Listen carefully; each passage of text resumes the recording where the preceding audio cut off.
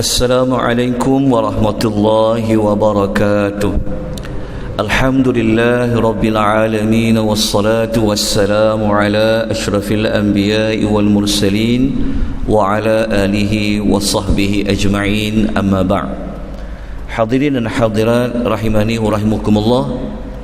InsyaAllah pada pagi ini kita akan mempelajari ayat yang ke-16 dari sudut tafsiran ayat. Kemudian kita akan mencari apakah pengajaran ayat-ayat yang kita pelajari pada pagi ini. InsyaAllah kita masuk ayat 16 dan juga ayat nombor 17. Jadi kita baca terlebih dahulu ayat yang ke-16. A'udzu billahi minasy syaithanir rajim.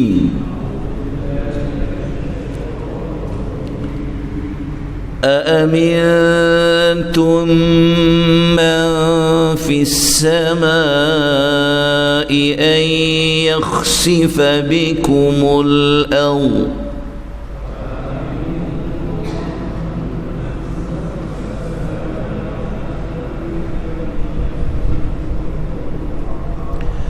أن يخسف بكم الأرض فإذا هي تمور.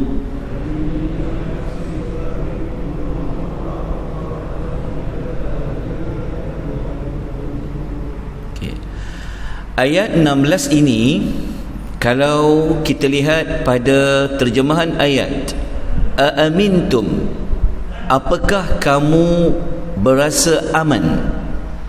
Itu adalah bentuk persoalan. Apakah kamu berasa aman? Menurut pada ulama tafsir, ayat ini Allah bertanya sebenarnya tujuannya adalah untuk mengingkari perbuatan merasa selamat. Dalam masa yang sama, persoalan dalam ayat ini Allah menunjukkan rasa takjubnya manusia yang kafir ini. Mereka boleh rasa seperti tidak ada apa-apa yang berlaku. Itulah bentuk persoalan. Ayat ini kalau kita lanjutkan, apakah kamu boleh berasa aman, iaitu tidak takut kepada Tuhan yang di langit itu? Nanti saya jelaskan apa makna Tuhan yang di langit itu. Boleh an yakhsifa bikumul ard, yang boleh menterbalikkan bumi bersama dengan kamu. So ayat ini Allah Subhanahu wa taala menyebutkan Allah boleh terbalikkan bumi bersama-sama dengan apa? Bersama-sama dengan manusia itu. Fa idza hiya tamur, lalu tiba-tiba bumi itu bergoncang. Bergoncang tu maksudnya bumi tu dia goncang, akhirnya manusia tu pun boleh masuk betul-betul ke dalam tanah. Ayat ni sebenarnya ayat yang berbentuk memberikan ancaman, ayat yang memberikan amaran kepada sesiapa yang kufur kepada Allah. Ayat ke-16 ini, kalau kita pasangkan dia, kita kaitkan dengan ayat yang sebelumnya, iaitu ayat 15. Ayat 15 Allah memberitahu bahawa bumi ini Allah jadikan dia elok untuk manusia tinggal, untuk manusia mencari rezeki. Tetapi ayat 16 Allah menunjukkan kekuasaan dia. Dia boleh tukar bumi itu daripada tempat untuk mendapat nikmat kepada tempat mendapat azab. Nampak tak ayat 15 dan 16 tu dia berlawanan. Allah boleh jadikan bumi ni elok je manusia duduk di atas dia. Dalam masa yang sama Allah boleh tukar juga bumi tu jadi terbalik. Bumi tu boleh boleh menjadi gempa, manusia masuk ke dalamnya. Ayat ini kita jika ingin difahami dengan lebih lanjut, apa kata para ulama tafsir tentang ayat ini? Kalau kita merujuk dalam tafsiran Dr. Wabah Az-Zuhaili dalam tafsir Al-Munir, Beliau mengatakan ayat ini berfungsi untuk memberitahu mereka bahawa Allah adalah Tuhan yang di langit, sebagaimana Tuhan yang mereka agungkan juga di muka bumi. Okay, kita kena faham ayat ni sebenarnya Allah nak bagi tahu dia menguasai langit, dia juga sebenarnya menguasai bumi. Okay, ini adalah sebagai peringatan tentang kekuasaan Allah yang boleh berlaku di langit. Kita kena tengok perkataan hujung tu supaya kita tidak tersalah faham maksud ayat tadi. Jadi ayat tu yang kata Tuhan di langit itu maknanya ayat ni Allah nak memberitahu bahawa Allah ni juga dia berkuasa apa yang ada di langit. Okay, kalau kita rujuk dalam surah Az-Zukhruf ayat nombor 84, Allah menerangkan bahawa dia menguasai kedua-dua. Di bumi pun dia kuasai, di langit pun Allah tu menguasai. Seperti mana ayat 84, Allah kata wa huwallazi fis samai ilahun wa fil ardi ilahun. Allah bagi tahu Allah jualah Tuhan yang berhak disembah di langit, dan dialah Tuhan yang berhak disembah di bumi. Lepas tu dalam surah Al-An'am ayat nombor 3, Allah mengatakan dia ini apa? Wa huwallahu fis samawati wa fil ardi. Dan dialah Allah yang di langit, dan dia juga Allah yang di bumi. Jadi kehebatan kekuasaan Allah ni, dia bukan sekadar Allah boleh menguasai bumi ni seperti ayat 15 yang kita belajar pada pagi semalam, tetapi Allah juga menguasai apa yang ada di langit. Sebab tu ayat 16 tadi Allah memberikan amaran bahawasanya kamu ni tak rasa takut ke dengan Tuhan yang menguasai apa-apa yang ada di langit itu, boleh menimpakan kepada kamu azab di bumi, iaitu kamu tertimbus bersama-sama dengan bumi. Baik, tuan-tuan, apa pelajaran yang kita boleh ambil daripada ayat yang ke-16 ini?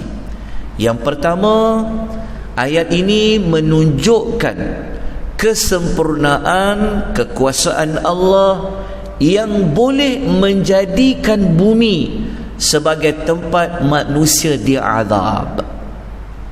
So manusia ada pilihan, kan? Allah sebenarnya memberikan manusia ini pilihan. Kamu nak jadikan bumi ni tempat kamu diami dengan elok ke, ataupun kamu nak jadikan bumi ini tempat kamu diazab? Jadi kalau nak memilih supaya tak naklah bumi ni Allah jadi tempat kita diazab, maka kita kena beriman kepada Allah Azza wa Jalla. Okay.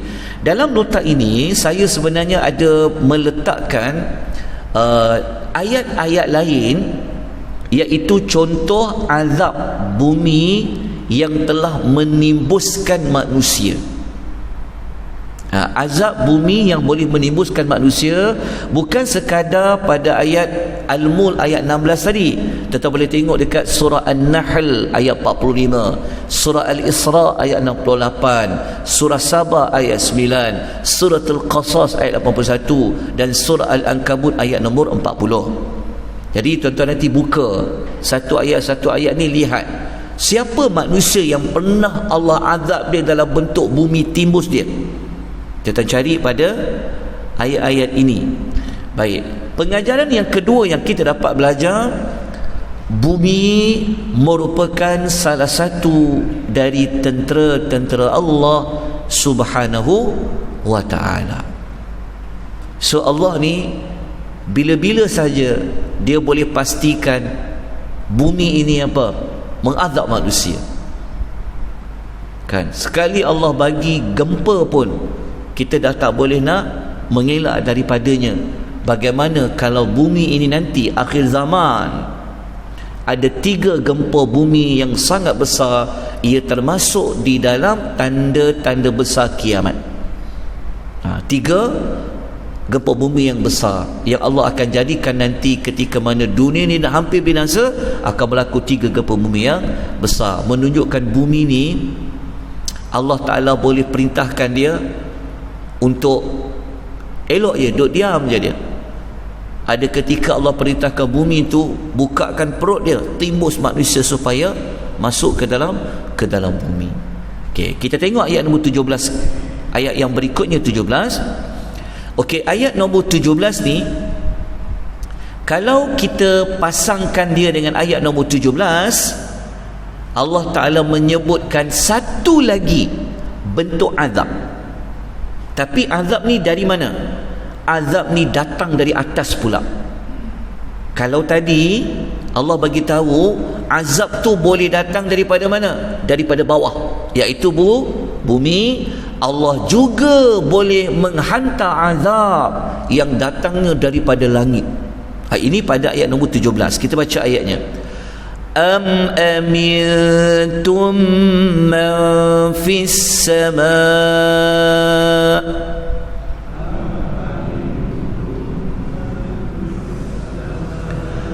أن يرسل عليكم حاصبا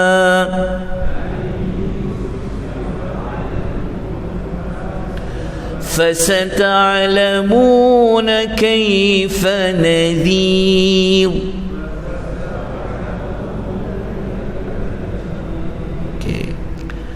Allah kata, atau apakah kamu boleh berasa aman?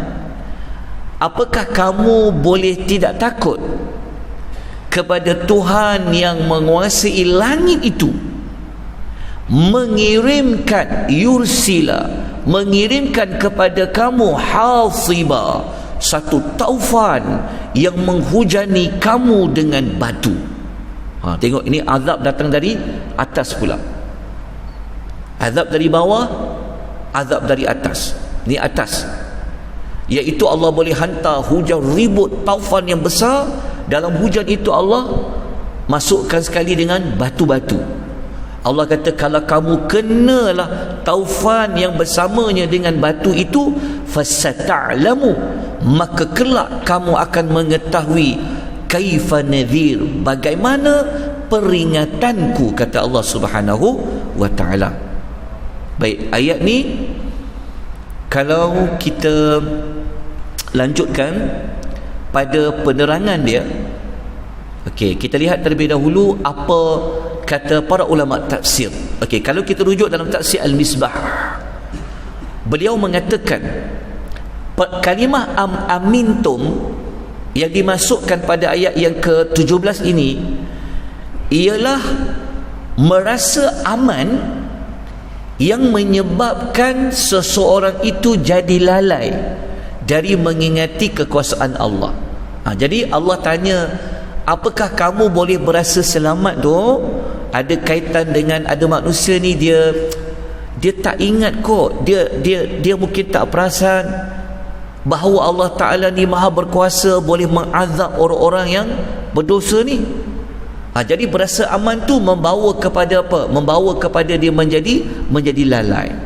Okey, kata dalam tafsir Al-Misbah mengulas lagi, mengatakan bahawasanya Al-Quran mendorong manusia untuk meyakini adanya hukum-hukum alam yang telah ditetapkan oleh Allah dan menjadi aturan Allah terhadap alam semesta.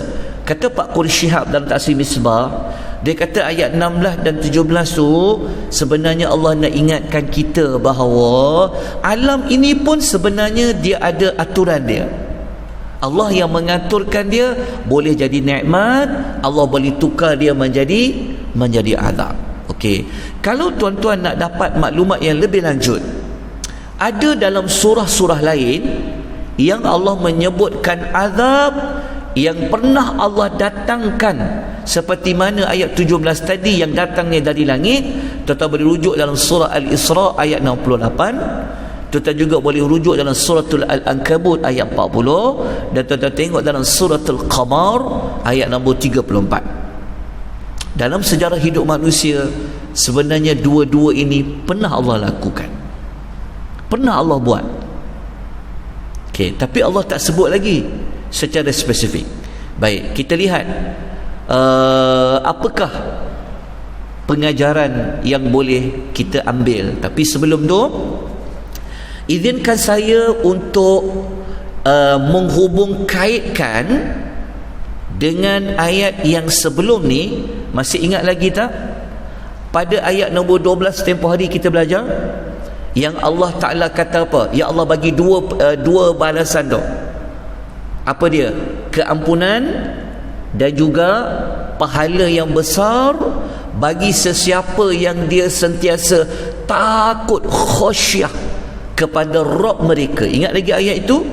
Okey, ayat itu sebenarnya kalau kita gabungkan dengan ayat sampai ayat yang ke-18 ni, ayat yang ke-17 ini, sebenarnya dia ada perkaitan.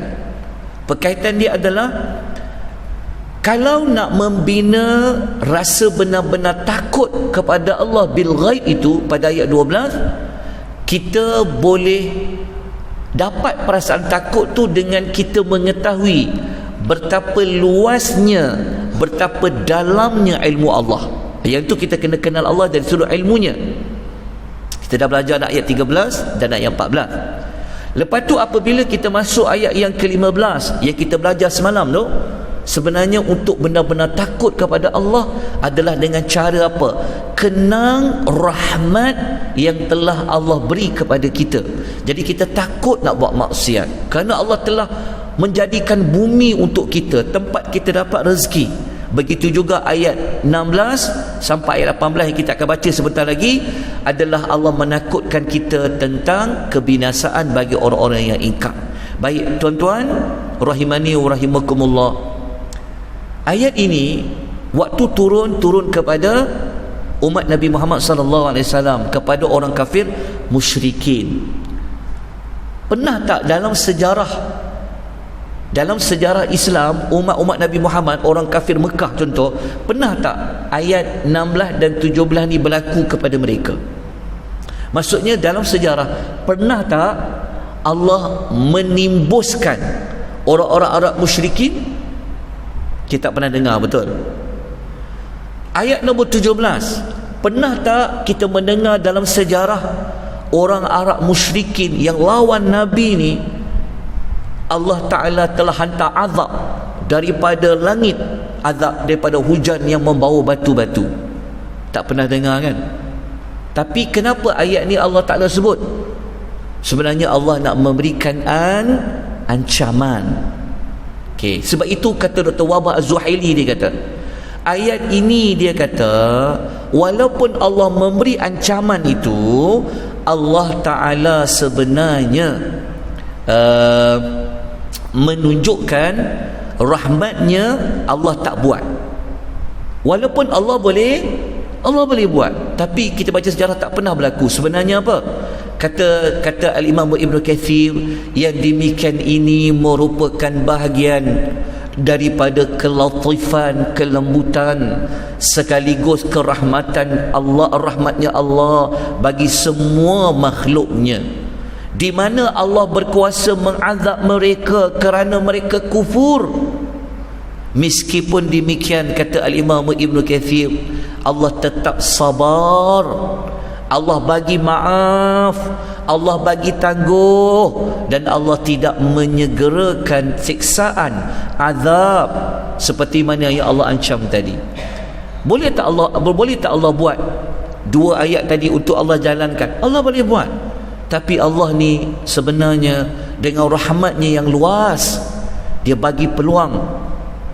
Kalau Allah buat azab yang nombor 16 tadi, ayat 17 tadi, Allah ada nyatakan dalam surah Fatir ayat 45. Allah kata apa? Surah Fatir ayat nombor 45, Allah mengatakan, a'udzubillahi minasyaitonirrajim, kalaulah Allah itu menyeksa manusia disebabkan perbuatan mereka yang jahat, tentulah Allah tidak akan membiarkan tinggal di muka bumi ini suatu makhluk pun yang bergerak. Faham tak tuan-tuan? Allah ni kalau dia perintahkan bumi tenggelamkan semua manusia ni, tak ada seorang pun yang boleh hidup. Allah kalau diperintahkan langit ni turunkan hujan-hujan, taufan, membawa batu-batu, tak ada seorang pun makhluk yang boleh hidup. Kalau Allah nak balas dosa yang kita buat dekat dunia ni, habis. Tapi kenapa Allah tangguhkan? Walaupun Allah memberikan ancaman, sebenarnya Allah nak bagi ruang apa? Taubat. Ingat, itulah rahmat Allah yang besar yang kita boleh jumpa dalam surah Al-Mulk. Okey, kita terus pergi kepada pengajaran ayat. Nombor 1, kita dapat belajar kesempurnaan kekuasaan Allah, yang Allah boleh menjadikan azab turun dari langit. Langit ni tempat turun rezeki, tapi Allah boleh tukar menjadi tempat azab, sumber kepada azab. Pelajaran nombor 2, azab yang datang dari langit itu sebenarnya sangat apa? Sangat pedih, tuan-tuan. Kalau di bawah mungkin kita boleh lari lagi, tapi kalau dari atas sudah ada tempat untuk kita lari. Okey, azab Allah yang pedih ni kita boleh lihat dalam suratul Hijr ni. Last kali kita ambil ayat suratul Hijr ayat 49 hingga 50. Allah mengingatkan kita tentang azabnya. Tapi sebelum Allah ingat tentang azab, Allah kenalkan dulu Allah ini siapa.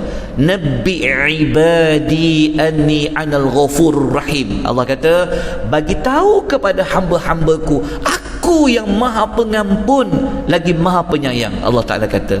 Sebab tu Allah bagi peluang tak kepada kita? Peluang untuk hidup lagi. Kalau bersalah, taubat.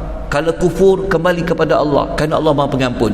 Tetapi Allah ingatkan juga, wa anna azabi huwal azabul alim, dan sesungguhnya azabku adalah azab yang sangat pedih. Itu Allah kata. Jadi kalau Allah turunkan azab, azabnya pedih. Baik, tuan-tuan dan puan-puan rahimani wa rahimakumullah, selesai kita ayat nombor 16 dan ayat 17.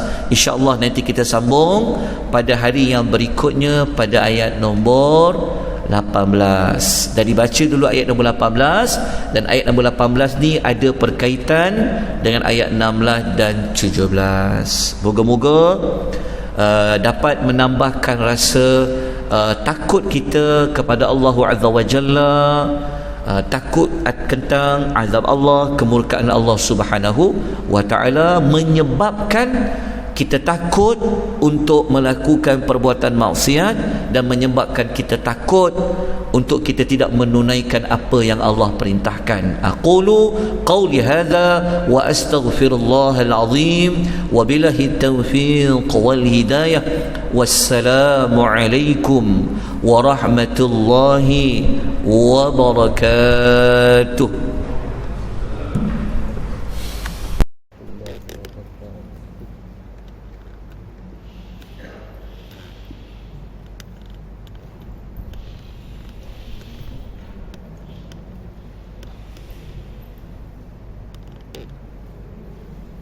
Oh, di toilet.